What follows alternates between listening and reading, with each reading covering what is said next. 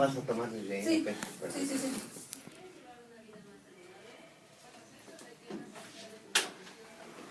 Que yo ni me peiné para estas ocasiones, pero siempre salgo creo que igual.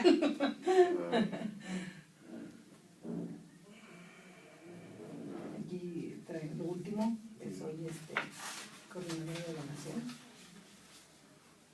Para que lo separemos, coordinadora de donación, procuración y trasplante. Del Instituto Mexicano del Seguro Social, si quiere agregarle ahí.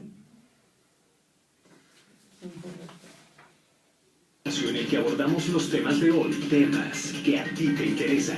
Una charla muy peculiar con los protagonistas de la historia. 3 a las 3, de la mano del periodista Juan Álvaro Zaragoza. 3 a las 3, comenzamos. Muy buenas tardes, bienvenidos a una emisión más de 3 a las 3. Los saluda como todos los martes y jueves su servidor y amigo Juan Álvaro Zaragoza Lomelí, para conversar con gente que tiene cosas muy interesantes que decirnos. Esta tarde nos acompaña, nos hace el honor de estar en la entrevista la doctora Irene García Hernández, y como es nuestra costumbre en este programa, damos una breve semblanza de nuestro invitado, de nuestra entrevistada. En este caso, Irene García Hernández es egresada de la Universidad de Puebla, tuvo su internado en el Hospital General de las Secretarías de Salud, en el estado de Tlaxcala, de donde es originaria, doctora. Claro que sí. Su servicio social lo presentó en el Centro de Salud Tipo C en Carmen de Tequesquitla, Alzayaca, también en Tlaxcala. Tiene la especialidad en medicina familiar, avalado por la Universidad Autónoma de Querétaro. Ya tiene usted, doctora, aquí con nosotros afortunadamente 20 años. 20 años de aquí en Querétaro. De ayudar y de apoyar. Diplomado en Coordinación y Donación y Procuración de Trasplante, avalado por la Universidad Nacional Autónoma de México, reciente en el 2015, el diplomado en la toma de botón corneal, ya nos explicará ella qué es. En su trayectoria laboral ha estado en la Secretaría de Salud del Estado de Tlaxcala y en el Instituto Mexicano del Seguro Social desde 1997. Fue médico de urgencias, médico de traslado, coordinadora de donación y procuración y trasplante del Hospital General Regional número 1. Cubre igualmente vacantes de la subdirección médica del Hospital General Regional número 1. Tiene en cuanto a diplomados, la de urgencias médico-quirúrgicas por la UNAM y el diplomado de actividades directivas. Actualmente es la coordinadora de donación y procuración de trasplante del Instituto Mexicano del Seguro Social. Doctora Irene, muchísimas gracias por aceptar esta conversación. No, muchas gracias a ustedes. Y la verdad estoy muy agradecida porque nos brindan esta oportunidad. Para mí es muy importante difundir el tema de lo que es la donación de órganos y tejidos. Un tema que está muy restringido por lo que significa en sí, porque la gente es ese miedo, es ese tabú, esa creencia, es una leyenda urbana, es algo que yo creo que si no nos interesa el tema, pues sí nos da miedo, si no lo conocemos nos da miedo. Definitivamente está sujeto, como usted dice, doctora, a muchos tabúes, incluso hasta de factores religiosos. Exactamente. Bueno, tienen que respetarse, pero creo que lo esencial está en que nos hace falta una cultura sobre este tema. Hay muchos miedos, hay ignorancia, pero en un grado superlativo, y no alcanzan a entender, a comprender la dimensión y lo que representa el dar vida después de la vida, en sentido estrictamente humano hablando. ¿No es así? Así es. Nosotros, dentro de esta coordinación, en los 2 años que llevamos haciendo nuestra actividad, pues nos hemos dado cuenta tristemente que la gente tenemos la fe o la esperanza en cuanto les decimos que el paciente tiene muerte encefálica y que es una de las condicionantes para que pueda ser donador multiorgánico, que va a revivir, pero nosotros como médicos llegamos hasta los últimos estudios para determinar que ese paciente ya no es recuperable. Y que entonces cuando decimos que es un paciente con muerte encefálica es porque ya hicimos múltiples estudios y llegamos a la conclusión de que ese paciente no va a recuperarse y de que aunque tengamos fe y esperanza, pues esa fe y esa esperanza debe traspolarse a salvar a 7 personas más, que es lo que puede hacer una persona sana, que le ocurre un accidente automovilístico, caída, EBS hemorrágico y que le condiciona la muerte encefálica y que eso va a condicionar que él pueda ser donador. Y que obviamente hay pacientes que ni siquiera saben que están enfermos de algunas otras patologías o que todavía no se desarrollen y que bueno, dentro de nuestras actividades como coordinador de donación es verificar el estado de salud del paciente para determinar si es idóneo para poder ser donador. No todos los que decimos queremos ser donadores podemos ser donadores. Muy bien, antes de entrar más a fondo en este delicadísimo tema, le voy a recordar de qué manera puede usted comunicarse con nosotros en @poderradio, @podertv. El teléfono en cabina está a sus órdenes, 388-1529, el WhatsApp 442-397-6761 y nuestras páginas web www.poderciudadanoradio.com y www.express, con doble S al final, metropolitano.com.mx. Llámenos, estamos muy atentos a las inquietudes que usted tenga y que le van a despertar este tema tratado en la dimensión en la que debe ser con la coordinadora más ni menos de esta área de donación de órganos y trasplante. El cargo específico es ese, ¿verdad, doctora? Sí, claro. Coordinación de donación, incorporación y trasplante de órganos. Entrar más a fondo en este asunto, yo quisiera que me hablara de lo que todo el mundo hablamos en este momento, la tragedia que sufrimos hace un par de días en diversas zonas del país, sobre todo en el Distrito Federal, en Morelos, en fin, en donde la solidaridad, la conciencia ciudadana ha estado abierta como siempre. Escribía yo hace un rato un artículo haciendo el comparativo de también la terrible tragedia en la misma fecha, el 19 de septiembre del 85, que nos tomó a todos desprevenidos. El propio presidente no sabe qué hacer y esto ya está históricamente documentado. Las instituciones pues estaban esperando justamente la orden presidencial, no sabían qué hacer y la gente sin más tomó sus picos, tomó sus palas y se puso a remover escombros para salvar a la gente. En aquel tiempo hubo más de 10.000 muertos, una cifra que jamás sabremos la realidad. Hoy, 32 años después, nos vuelve a ocurrir esta tragedia y ya la capacidad de respuesta es mucho mayor. En cuanto al sector salud, ¿usted cómo percibe esta situación? Y creo que, al igual que muchas otras instituciones, ya están listos para atender prontamente estas tragedias. ¿Qué ha pasado en el sector salud, doctor? Claro que sí, aunque también los daños que sufren las infraestructuras de nuestras unidades médicas son muchos, pero efectivamente la capacidad de respuesta es en conforme también a la actitud y el valor cívico que tienen todas las personas y obviamente sobre todo el médico, el personal de salud. ¿Por qué? Porque nuestro primer deber, ¿cuál es? Salvar vidas. Ese es nuestro primer deber. Entonces, todos estamos con esa actitud de, aunque no se tengan los recursos suficientes, porque en esos momentos es cuando podemos atenderlos tal vez en un pasillo, tal vez en una bodega, tal vez en un estacionamiento, zonas seguras. Creo que sí tenemos esa capacidad con actitud y buena voluntad de hacer nuestra función y nuestro trabajo, por lo que estamos hechos.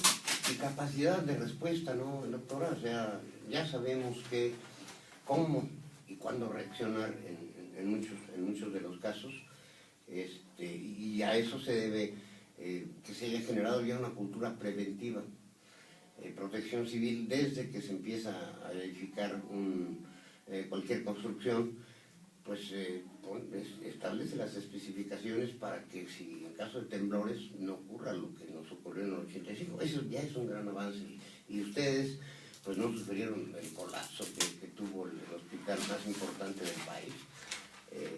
En este momento el Hospital General, el siglo XXI que también colapsó, pero afortunadamente, bueno, todos los estados que estamos alrededor, en este caso donde sufrieron los mayores daños, como lo es Cuernavaca, el DF, la Ciudad de México, Centro, Puebla.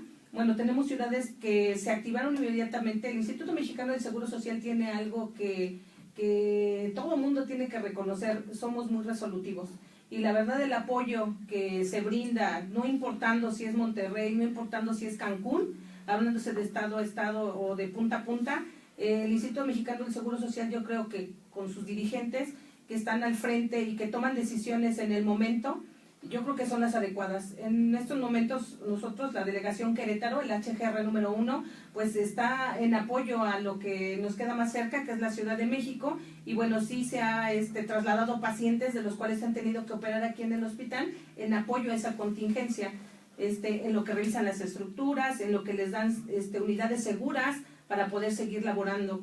Entonces, la delegación Querétaro, como todas muchas otras delegaciones, pues hemos apoyado y estamos apoyando y seguiremos apoyando a aquello que necesiten para que México pues salga adelante, ¿verdad? Los mexicanos tengan salud y sigamos adelante. Definitivamente de acuerdo con usted. Y Querétaro ha sido muy solidario, como realmente todo el país, tanto en las instituciones públicas como la propia sociedad que se ha organizado.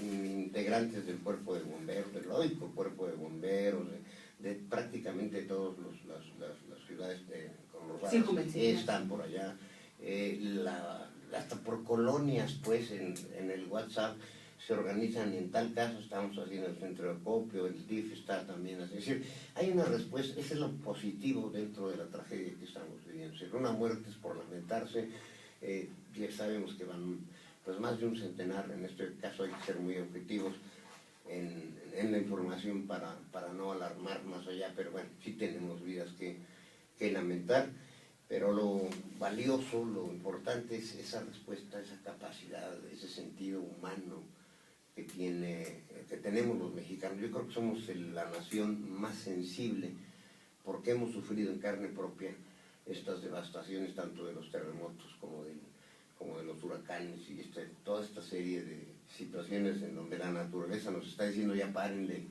ya abusaron de mí. Hay que crear, sería el siguiente punto, mayor conciencia sobre el cuidado de nuestro planeta, sobre la cultura ecológica.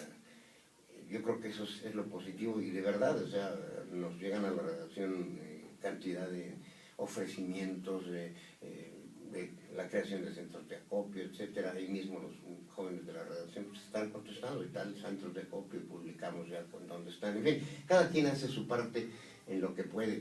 Aquí el Colegio de Arquitectos y el Colegio de Ingenieros también a convocar. Es ejemplar esa situación. Y vamos de regreso al tema, esta situación de la donación y el trasplante de órganos. Hay muchos mitos, pero también muchos miedos, doctora. Leyendas urbanas, decía usted. Pero es una realidad, lamentablemente, que también existe, vamos primero a este lado, el tráfico de órganos. Y no sé en qué rango esté esta situación relacionado con las drogas, con las armas, pero es también de los más lucrativos. Si no, diría yo, cuantitativamente sí, en cuanto a lo que representa el ingreso de estas gentes que se dedican a esta ilícita actividad. Pues sí, yo considero que... Nos da miedo tocar el tema, ¿no, doctora? Sí, claro, no, pero es una realidad pero que, bueno, que hay... profesionalismo, claro que sí. Tiene muchas especificaciones para que yo pueda ser donador. Entonces imagínese que es suponiendo, ¿verdad? Que todo el mundo cree, ¿no? Secuestran a una persona, supuestamente la matan o le sacan los órganos y trasplantan. No es así, porque ¿qué cree? Que para eso tenemos que ser compatibles usted y yo. Para que yo pueda ser su donadora, claro.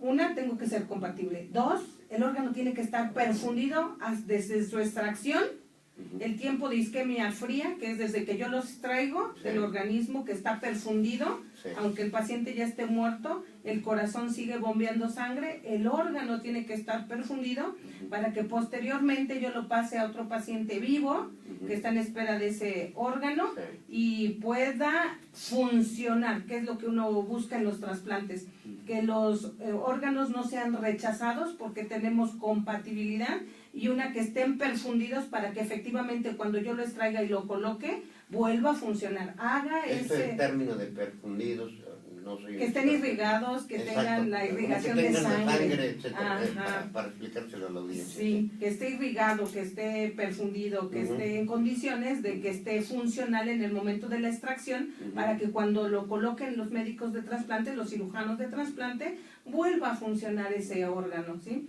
¿En qué proporción son? Bueno, estamos hablando primero de esta leyenda urbana de que pues, secuestraron a Juanita para ponerle el órgano a Chanita.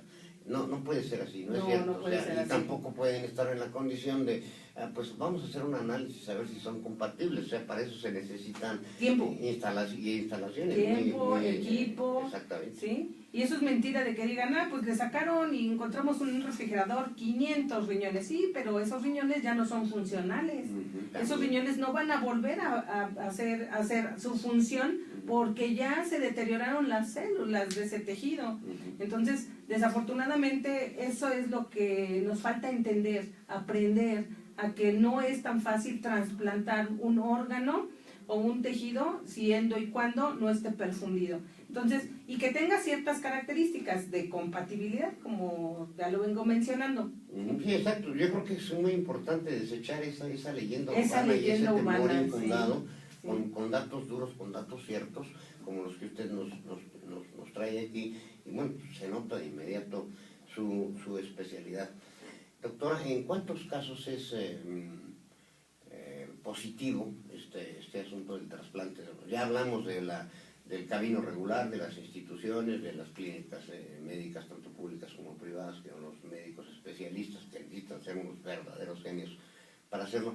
¿En qué porcentaje son positivos, son aceptables este trasplante de órganos? Mire, tenemos varias, para hablar de quién puede ser donador, porque eso es lo que me preguntan mucho. Todos podemos ser donadores, pero no todos podemos llegar a realizarlo, o ser en realidad, de las condiciones sí, depende de las condiciones del paciente, de qué causas hayan sido las que condicionaron su fallecimiento. Exacto. ¿Sí? Y bueno, ¿qué puede condicionar que nosotros no podamos ser donadores? Pues algunas enfermedades, como puede ser el cáncer, como puede ser la artritis reumatoide, las enfermedades infectocontagiosas. Eso va a impedir que yo pueda ser un donador. ¿Sí? Sí, inmediatamente, bueno, los médicos de trasplante, nosotros como coordinadores de donación, tenemos que hacer la evaluación de ese paciente. Mucha gente que no comulga con esa idea es mal visto, hasta en nuestros mismos hospitales, hay que educar a nuestra gente que se dedica a la salud. Sí. ¿Por qué? Porque ellos tampoco, o sea, cada quien tiene sus ideas, su religión, y es muy respetable, y aunque sean servidores públicos, aunque sean personal de salud, todo el mundo pues tiene sus ideas diferentes y no comulgan muchas veces con los programas. ¿Por qué? Porque no están de acuerdo, ¿verdad? Su religión les impide donar sangre, transfundirse, y nosotros no lo vemos desde este punto de vista. Nosotros lo vemos que es un paciente potencial donador que puede llegar a salvar 7 vidas. Nuestra función principal es eso, salvar vidas.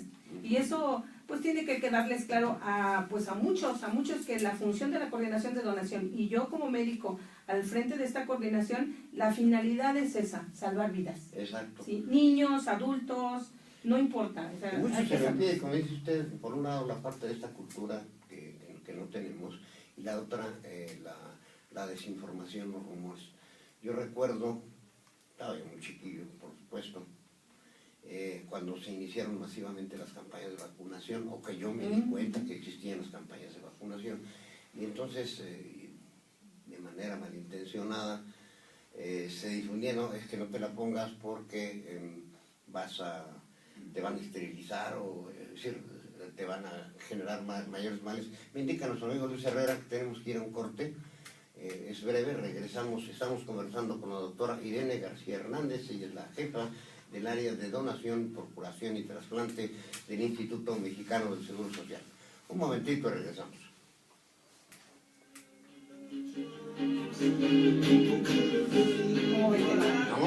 En un 2x3 continuamos con tu programa 3x3. Regresamos solo por poderciudadanoradio.com.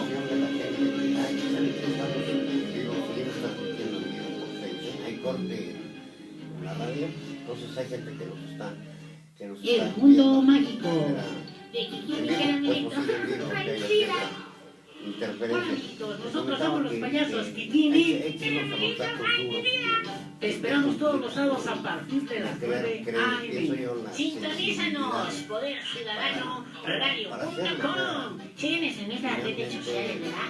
En somos muy Facebook, altruistas. Poder Ciudadano Somos muy Radio, altruistas y Twitter, lo vemos. Poder TV. Pero ya dado el caso, o en el momento, es decisivo para nosotros, porque muchos nos dirán o nos criticarán por qué antes de que confirmemos una muerte nosotros tenemos que ir haciendo el trámite o haciendo detección de si ese paciente puede ser potencial donador o no, porque el tiempo es vital. ¿Sí? Si yo determino que el paciente tiene muerte encefálica y no he hecho estudios preliminares y no sé si es un candidato idóneo, no puedo decir que es un paciente que sus órganos y tejidos puedan ser utilizados para trasplante. Entonces, yo tengo que determinar quienes si compartirán con realmente nosotros ese sus paciente experiencias, puede ser donador. sus La familia estrategias llega a y decir las sí quiero que herramientas sea con las que donador, generan pero a transformaciones veces en la vida. no saben que tienen alguna otra patología que no se y sabía que la significado tenían, de la vida ¿no? Y en el momento que También nosotros hablaremos empezamos de a hacer música. estudios, Luis, sí, doctor. nos damos Claro. cuenta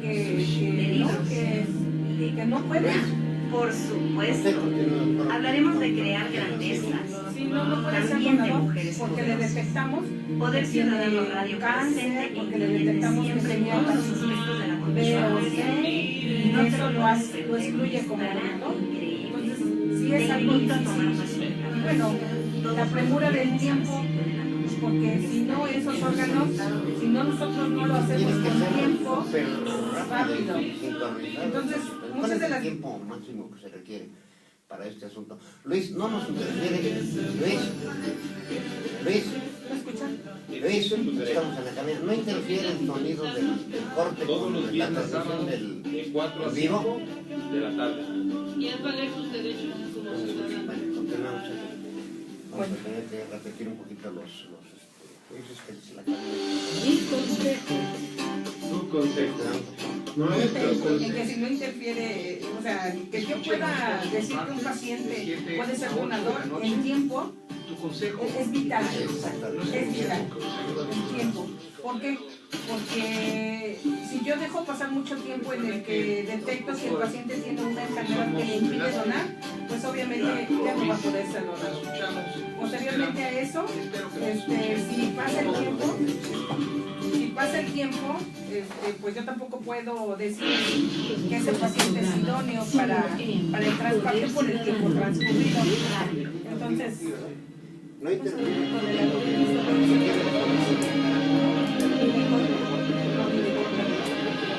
si no, no podemos ser donadores cuando tenemos atención materna. Ya estamos de regreso Son enfermedades autoinmunes. en tu programa 3 con 3. Hay Juan Álvaro rechazo Zaragoza. Sí, inmediato. con Juan Álvaro Zaragoza. Continuamos. Me voy a ir para los trasplantes. Soy donador, doctor. ¿Sí? Qué bueno. Sí, estamos de regreso nuevamente en la transmisión a través de www.Poder Ciudadano Radio y no cortamos la transmisión a través del Facebook. Decíamos, doctora, que lo primero que hay que desechar es esa leyenda urbana. O sea, hasta que ahorita voy, te secuestro, te saco el hígado, los riñones, etcétera, y como estas voy y se los implanto a cualquier otra persona. Esta es la compatibilidad. Quitarnos esa mala idea de esas novelas macabras y terribles de que eso pueda ocurrir. O de las películas, ¿no? Sí. También hay películas donde son muy crueles y la verdad no es así, ¿no? O donde te trasplantan una córnea y tú puedes ver o sentir lo que O sentía que lo esa hacen en persona. el cuarto de una casa, de un baño, de lo que sea, y pum, ahí le abren y lo agarran, así como si fuera una fruta, cualquier cosa. Eso no No es factible, existe. no es- Sí existe, lamentablemente, el tráfico de órganos, pero son por organizaciones muy bien estructuradas, con Claro, muchas con cosas. Por mucho eso es dinero. Ajá. tan redituable este negocio, ese delito, condenable por todos sentidos. Bueno, pero vamos a los lados positivos. Son 7 órganos, son 7 maneras a las que puede trascender la vida. Sí, claro. ¿Cuáles son y cómo son, doctora? Podemos ser donadores de lo que es corazón, Ujú, hígado, ujú. riñones, Ujú. ambos dos, contando Sí. los que son Claro. los riñoncitos, Y porque se le pone un trasplantando, se le pueden riñoncito. trasplantar a una Exactamente, persona y a otra. Exacto. exactamente. Sí. Esos 2 riñoncitos que un donador regala, ¿sí? se le puede dar vida a otras 2 personas, ¿sí? Está también el páncreas, están los pulmones también. Nosotros en México todavía, bueno, allá en Monterrey, ya un hospital particular hizo un trasplante de pulmón y le fue muy bien. Es el primero a nivel nacional, ¿sí? Aquí en México. Entonces se puede trasplantar lo que es pulmón, riñones, hígados, páncreas, ¿verdad? Eso es lo que se puede trasladar como órganos, trasplantar. Y lo que son en los tejidos, pues podemos donar sangre. Si ahorita nosotros queremos ser solidarios con esa gente que está afectada esa y es que una se manera requiere, inmediata de es un respuesta. tejido, Sí. exactamente, un tejido donde todos podemos donar. Ahí lo único que necesitamos, y es en vida, no necesitamos morirnos para poder donar, y es lo que yo les decía a la juventud, o sea, no hay que ser adulto, sino la gente joven es la que tiene que ser la más consciente. ¿Por qué? Porque es la más sana. Porque si hablamos de usted y yo, bueno, a lo mejor yo todavía no soy diabética ni hipertensa, ¿verdad? Pero no sé en un futuro, y yo tengo la conciencia de donar, claro. Pero la gente ya más adulta con enfermedades, pues es la que menos difícil Después puede de los donar 50 sangre. años ya, incluso ustedes lo tienen por norma, que pues ya es difícil que una persona done, pero de 50 años hacia abajo, a mí me ha tocado vivirlo en muchas ocasiones. Yo fui donador toda mi vida, vamos a decirlo así, hasta los 50 años, todavía no 53. En un caso de emergencia tuve que donar y le confieso, ahí sí me sentí mal cuando doné la sangre. Bueno, pero nosotros no somos noticia, aquí hay que decirle a la gente que en este momento puede acudir a la clínica del Seguro Social o cualquiera de las instituciones de salud. Y puede ser donador y puede salvar que vidas, salga su claro. espíritu altruista, Claro. que done sangre. Se necesita mucha sangre, no solamente en la Ciudad de México, sino en todos los lugares donde nos impactó el terremoto. Entonces, esa es la conciencia que hay que crear. Sentido Y que humanitario, el sentido humanitario que ya no se tiene. O sea, muchas de las veces nosotros lo vemos dentro de lo que es el hospital, tenemos muchos pacientes con insuficiencia renal que requieren de sangre y que difícilmente sus mismos núcleo familiar puede cubrir las necesidades y los requerimientos que necesita su paciente. Entonces, ¿qué hacemos? Recurrir a veces hasta, no sé, a algunas otras personas para que le puedan donar esa sangre, pero es muy difícil. ¿Qué cree? Que ya no tan fácil la gente está en condiciones para poder ser donador porque de además, sangre. Ustedes tienen ya un sistema, y me parece muy profesional, de hacer el análisis previo. O sea, usted es factible de ser donador, o usted, incluso desde las horas en que ingirió alimentos y lo demás, tiene que ser una pureza. Que no esté desvelado, cansado, porque eso condiciona que se sienten mal. ¿no? Exactamente. O sea, todas esas situaciones tienen que tener el máximo de seguridad, y yo creo que nuestras instituciones, fuera de pues los señalamientos que también se llegan a hacer en cuanto a ciertas actitudes de algún personal, las instituciones del sector salud han mejorado sustancialmente. Su atención ha sido muy hacia la alza, aunque todavía existen deficiencias, hay que reconocerlo, pero creo que debemos confiar en nuestras instituciones de salud pública para las emergencias propias o lo que ocurra, ¿no? Y en esta condición que estamos de emergencia, de alarma nacional, pues hacer lo propio. Ahora, siguiendo con el tema de las donaciones, ¿desde qué edad se pueden hacer? ¿Desde bebés? Desde bebés, desde los 2 años hasta los 75 años. Ya después de los 75, como para qué, ¿no? Sí, de los 2 a los 75 años podemos ser donadores. Nosotros tuvimos hace un año un bebé que los papás tuvieron bien a donar y salvaron la vida de otro bebé, que bueno, ¿De qué edad, doctor? El bebé tenía 9 meses, con un peso de 12 kilos, y donó en bloquecito sus 2 riñones. Esos 2 riñoncitos fueron a dar a otro bebé que estaba en muy deplorables condiciones, y que bueno, era vital que tuvieran esos órganos, y que eso condicionó que ese bebé ahora en día, el agradecimiento de la mamá eterno para ese donador, porque pues su hijo lo puede ver ahora correr, hablar, lo que no hacía, que estaba postrado en una cama, porque su desarrollo no era el normal al tener una enfermedad renal que lo iba a llevar a la muerte. Esas bendiciones de vida, y que pues desgraciadamente alguien tiene que morir para que alguien más tenga la oportunidad de vivir, es duro, pero es una realidad. O sea, si ya definitivamente voy a fallecer y no hay otra opción, lo que yo tengo que hacer o lo que quisiera hacer es eso, regalar vida a otra persona para darle esa segunda oportunidad, que yo creo que todas se lo merecen. Definitivamente, y tener mejor calidad de vida, ¿no? Cuando También. se está en riesgo. Números, doctora, me preguntaba, ¿qué porcentaje de trasplantes tienen éxito? ¿En cuántos hay complicaciones y cuántos no funcionan? Y aquí en el estado de Querétaro, que es usted donde coordina esta actividad, ¿cómo se trabaja, cómo se mueven esas cosas? Bueno, vamos a ser claros porque el Instituto Mexicano del Seguro Social hasta el momento solo hace donación. La procuración, la donación y lo que es la procuración. Aquí en el HGR, sí, vamos a explicarle. Solamente es donación y procuración. El hospital regional, eso es lo único que hacemos. A futuro se piensa hacer ya trasplante corneal y renal, pero eso es con el nuevo hospital. ¿Por qué? Porque nuestra infraestructura pues es muy pequeña en el actual hospital y estamos rebasados, es una realidad con la población. Porque si ustedes van al IMSS, pues sí ven que hay mucho paciente. Exacto. Y entonces estamos rebasados en cuanto a eso. Entonces ahora que tengamos nueva infraestructura, que ya está en proceso afortunadamente, y vamos a estar en condiciones para poder realizar donación, procuración y trasplante, ¿sí? Ahorita nosotros no lo hacemos, lo hace la Secretaría de Salud, o sea, el hospital que está enfrente de nosotros. Ellos sí hacen mucho trasplante, de donador vivo dirigido y de cadavérico, ¿sí? ¿Qué es el donador vivo dirigido? Bueno, es que yo estoy vivo, así como puedo donar sangre, puedo donar una parte de mi hígado, puedo donar un riñón y ¿Una parte del hígado? Una parte del hígado y un riñón, y con el otro yo puedo seguir viviendo, ¿sí? Y con la otra parte del hígado también, recordando que el hígado tiene 2 lóbulos, entonces una parte, y que bueno, es uno de los órganos que sí regenera, ¿sí? Sí, entonces, pues sí, ahí está esa función vital. Exactamente, entonces sí podemos ser donadores en vivo, ¿sí? Y entonces eso es lo que ellos más practican, ¿sí? En cuanto a sus rechazos, pues sí, yo no tengo estadísticas de ellos en cuanto a sus rechazos porque nosotros no hacemos el trasplante, ¿sí? Entonces, nosotros tampoco hacemos trasplante y lo mandamos todo a siglo XXI.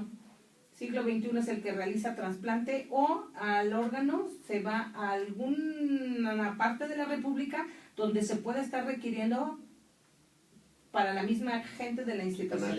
Y el transporte también, que si eres especializado. Sí, claro, nos apoya mucho a veces PGR, lo que es Protección Civil, o sea, todas las instituciones se coordinan. Y como son eventos que realmente requieren de mucho premura, o sea, todo se tiene que hacer muy rápido, bueno, todos nos coordinamos para que esto se logre, y es mucho trabajo, es mucha logística, y se ve fácil, pero realmente el que no lo vive no sabe lo que es todo este trabajo fundamental. Y de gran trascendencia. ¿Para cuándo tendremos, en el caso del Seguro Social, la posibilidad de que inicien esos trabajos de trasplante, es decir, todo el ciclo completo? Yo creo que estaremos en condiciones para el próximo año. ¿Ya tan pronto? Ya, bueno. El hospital bueno, porque es el gran hospital, ¿no? Sí, claro. Ya está en proceso, que tiene sí, un gran avance. 3 veces la capacidad del que tenemos actualmente. No, tiene el mismo número de camas. Ah, sí. Entonces, pero va a tener más especialidades. Vamos a poder hacer procedimientos que en el actual no podemos hacer, como trasplantes. Sí, definitivamente será un paso fundamental.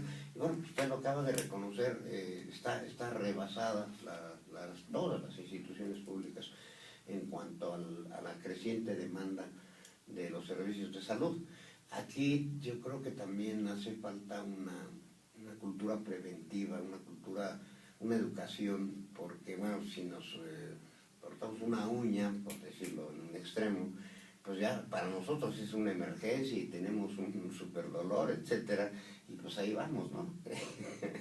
y resulta que en ese momento pues llegaron accidentados de una carambola y hay 5 personas en riesgo de muerte. Pues es natural que por lógica se tenga que esperar la persona que aunque sí es importante que se le haya zafado una uña.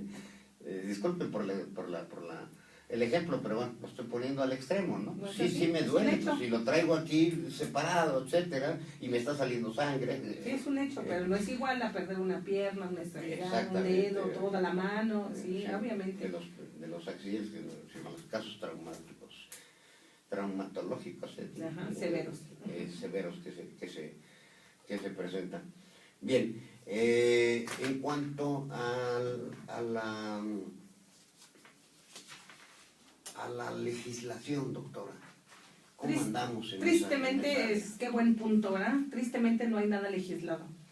A mí me gustaría mucho que fuéramos como España, como Ecuador, como Brasil, como los países de Sudamérica, donde ellos increíblemente están en sus estadísticas por arriba de nosotros, ¿verdad? Y dijera uno, pues ¿cómo? Yo me pregunto, ¿cómo? Si México, como usted dice, es altruista, pero legislado no está.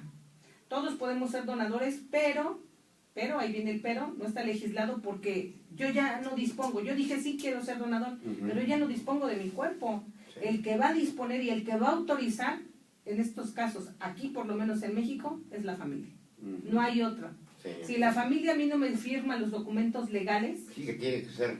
Vamos a desarrollar un caso hipotético. Llega una persona con determinado problema, tiene complicaciones, fallece. Antes de entrar, tiene que firmar una serie de documentos. Si se le pregunta, supongo yo, bueno, fue usted, ¿es usted quiere ser donador? Sí, la familia tiene que firmar en ese momento, ¿no? También, para que todo pueda realizarse. Pero no hay más, o sea, pues yo me refiero a la legislación en cuanto a principios, en cuanto a toda esta serie de cosas en las que sí estamos ausentes, ¿no? Claro. En España dicen, todos son donadores, excepto que usted ya ha dicho, no quiero ser donador. Pero allá todos. Y recordemos que es una población europea donde ya todos son adultos mayores. Sí, la pirámide poblacional está invertida. Exactamente. Sí.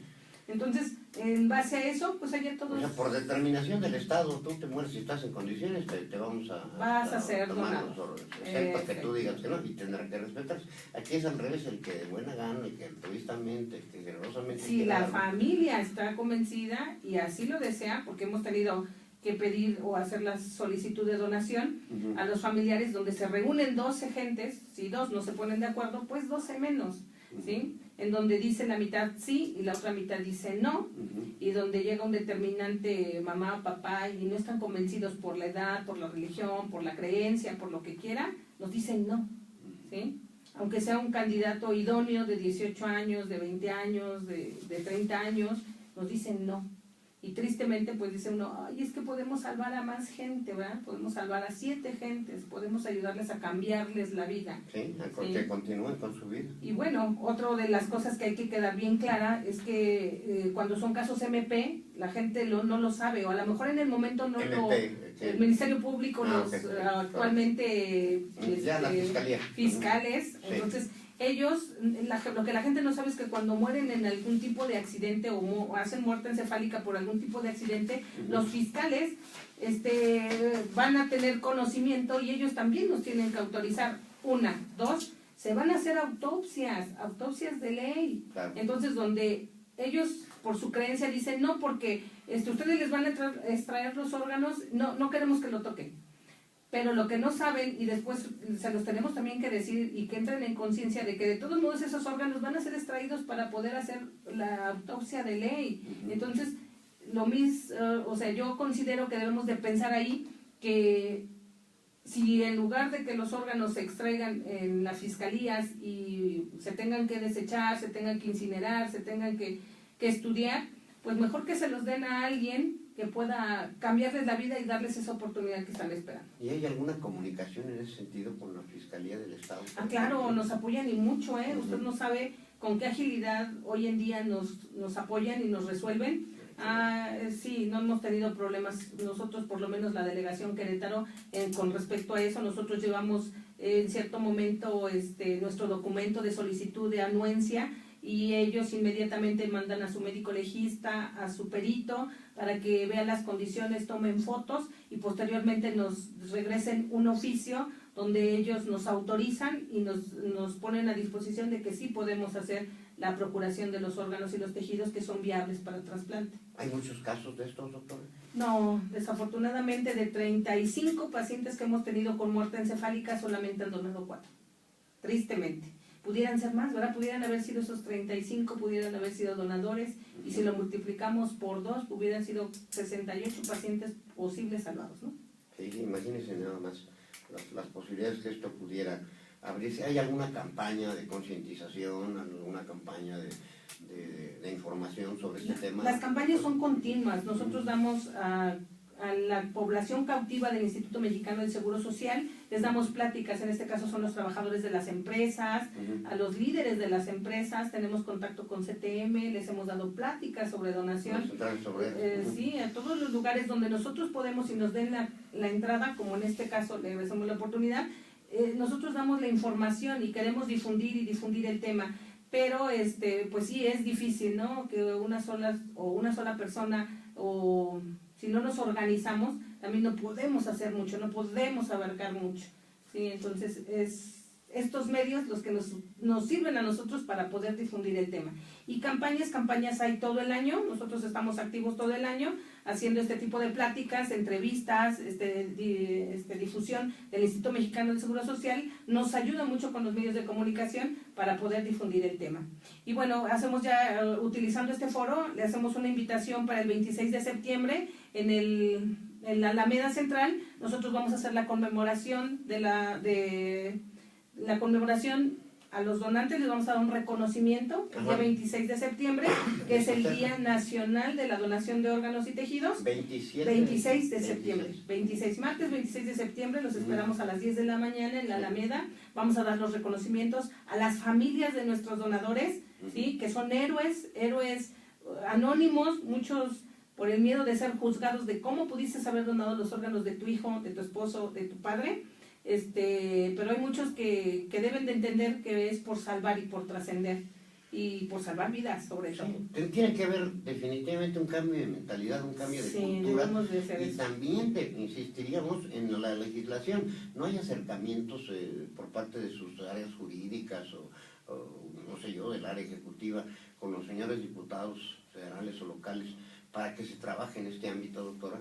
Debería, pero no lo hay. No lo hay. Pues vamos a hacer un llamado, vamos a tratar de contactarnos con el diputado local, que es el presidente de la Comisión de Salud, para ver qué hay al respecto, porque creo que sí es un tema sensible y sumamente importante para toda la población. No, sí, porque a lo mejor no son casos aislados, por decirlo ahí, de ninguna manera, es una necesidad generalizada.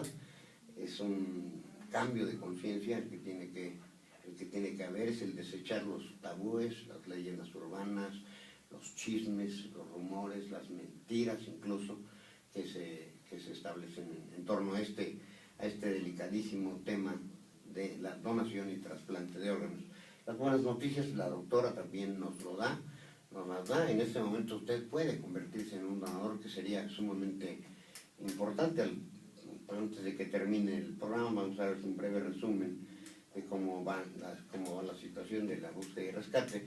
Pero yo quisiera, antes justamente nos quedan algunos minutos, un par de minutos, doctora, para que usted nos dé un resumen y haga un llamado a nuestra audiencia, a la ciudadanía, porque ya sabe que este programa se transmite en vivo y puede después usted verlo, compartirlo, etcétera, en podcast, tanto por www.poderciudadanoradio como por www.expressmetropolitano.com.mx. Adelante, doctora, el micrófono todo suyo. Muchas gracias. Yo los invito a que todos seamos donadores, regalemos vida después de la vida. Y bueno, en vida también podemos, ¿verdad? Podemos donar sangre, ¿sí? Es vital. Ahorita en estos momentos reflexivos, como lo decía aquí el maestro licenciado. Soy su servidor Juan Álvaro Zaragoza. Podemos ayudar y podemos hacer mucho, no nada más en esta semana de lo que es la semana de donación, sino lo podemos hacer permanentemente, efectivamente. Del 27 de septiembre al 4 de octubre, es esta semana de promoción. Es cuando más nosotros nos enfocamos a hacer la difusión. ¿Sí? ¿Por qué? Porque está en la fecha sensible de lo que es la conmemoración de los donantes por ese Día Nacional de la Donación. Sí, entonces, en base a eso, nosotros fundamentamos en hacer una semana intensiva, efectivamente en medios, en pláticas, en hacer conmemoraciones. Y bueno, no nada más estamos nosotros involucrados en el Instituto Mexicano del Seguro Social, sino también lo que se llama CEDCRO, el CEDCRO que también nos apoya y que trata de unir servicios públicos y particulares para que estemos unidos y logremos ese fin de que la gente se concientice y crear esa cultura de donación que tanta falta nos hace. ¿Tiene ya el programa específico de estos eventos, doctor? Sí, pero no lo traje. Sí, pero no lo traje. Es que estaba, esta fue así como que muy rápida. Sí, así es. Es que así son los medios de comunicación. Aquí nuestra compañera, de repente llega uno aquí a la estación pues, con las prisas por lo demás. Te digo, ni siquiera venía preparada. No. La belleza se lleva en el alma, además de que usted físicamente también es una gente muy atractiva, dicho con todo respeto. Gracias. Bien, pues ya lo sabe entonces, el 27 de octubre inicia esta campaña nacional. Usted puede desde hoy mismo acudir para donar sangre y ayudar a nuestros compañeros damnificados por el terremoto del 19 de septiembre. Déjeme, antes de finalizar el programa, darle un breve resumen de lo más reciente. La Coordinación de Protección Civil informó que al momento se reportan 230 fallecidos. Esta cifra se encuentra en constante modificación, con 100 en la Ciudad de México, 69 en el estado de Morelos, 43 en Puebla, 13 en el estado de México, 4 en Guerrero y 1 en Oaxaca. Dichas cifras se encuentran, insisten, en constante modificación, ya que aún no se realizan los trabajos de rescate y remoción de escombros. Las dependencias de salud de los estados referidos reportan que conforme el último corte de información se han brindado atención médica y prehospitalaria a 1.372 personas lesionadas. Asimismo, la Comisión Federal de Electricidad da a conocer que 4.84 millones de personas sufrieron afectaciones en su servicio eléctrico, de las cuales el 92%, 4.32 millones de personas, ya cuentan con el servicio restablecido. En la Ciudad de México se reportan 209 escuelas afectadas, 165 de ellas con daños mayores y 7 fugas de agua detectados en el ramal Tláhuac. Ante la ocurrencia del sismo se habilitaron 46 refugios temporales en la Ciudad de México, 4 en Guerrero, 76 en Morelos y 3 en Puebla. Cabe señalar que las cifras son de carácter preliminar. Al momento continúa activado el Comité Nacional de Emergencias y el Plan MX en la Ciudad de México. Continúan activadas las salas de crisis y el Centro de Operaciones de Emergencia de las instalaciones del C5. Se desplegaron las Fuerzas Armadas y la Policía Federal en apoyo a la población implementado por el Plan DN3, el Plan Marina y el Plan de Apoyo a la Población respectivamente. De igual manera, se activaron los equipos USAR Nacional en la Ciudad de México, se encuentran desplegados los equipos de la Cruz Roja Mexicana, Jalisco, Veracruz, Guanajuato, Guadalajara y Querétaro, por supuesto. Veracruz están también los equipos de la Cruz Roja de Zapopan y Puerto Vallarta. También se informa que hasta el momento se han suspendido las clases en todos los niveles en la Ciudad de México, en el Estado de México, en Guerrero, Hidalgo, Michoacán, Oaxaca, Puebla, Morelos, Tlaxcala y Veracruz. En Querétaro continuamos normalmente con las actividades escolares. Finalmente les podemos decir que las recomendaciones que hacen los expertos es que haga usted una revisión de las condiciones de la vivienda o del edificio en donde vive y no permanecer dentro de ella si presenta daños considerables y reportarlo inmediatamente a las autoridades. Si la vivienda no presenta daños estructurales, resguárdese y no ser necesario, no salga a las calles, puede impedir el tránsito de las unidades de rescate, toda la gente que está trabajando en esta emergencia. Mantenga siempre lista a la mano su mochila de emergencias, guarde sus documentos en un lugar seguro, como lo recomiendan muchos anuncios que se han difundido en este sector. Evite también, que es sumamente importante, los rumores, los chismes. Ya ven lo que ocurrió aquí con esta barda famosa de la Exprepa Centro. Por ahí alguien ingenuamente lo estuvieron reproduciendo y pues también de mala fe digamos desde donde se generó esta situación. Las redes sociales son fundamentales para la ayuda en estos casos, pero también pueden generar chismes y rumores que no son lesivos ante estas condiciones de emergencia. Manténgase usted informado a través de las cuentas oficiales de los medios de comunicación serios, como en este caso el Ciudadano Radio y por supuesto Expreso Metropolitano, y pues manténgase. Esto es lo más importante que debemos tener. En cuanto a nuestra entrevistada de hoy, doctora Irene García Hernández, le agradezco muchísimo su información, su aporte, la visión que tiene sobre este tema que erróneamente es un tabú y que justamente debemos romper para generar situaciones de mayor salud y mejores condiciones. Nos vemos el próximo martes, estará por aquí el dirigente de uno de los dos nuevos partidos, y el jueves un especialista, un alto especialista en el sector salud, que nos hablará sobre el destino, sobre el futuro inmediato del sector salud, en el que también existen muchos rumores y desinformación. Soy el servidor Juan Álvaro Zaragoza Lomelín, que está comiendo, ya saben, provecho. Buenas tardes. 3 a las 3. Un espacio en el que abordamos los temas de hoy, temas que a ti te interesan. Una charla muy peculiar con los protagonistas de la historia. 3 a las 3. Hasta nuestro próximo encuentro. De la mano del periodista Juan Álvaro Zaragoza. 3 a las 3.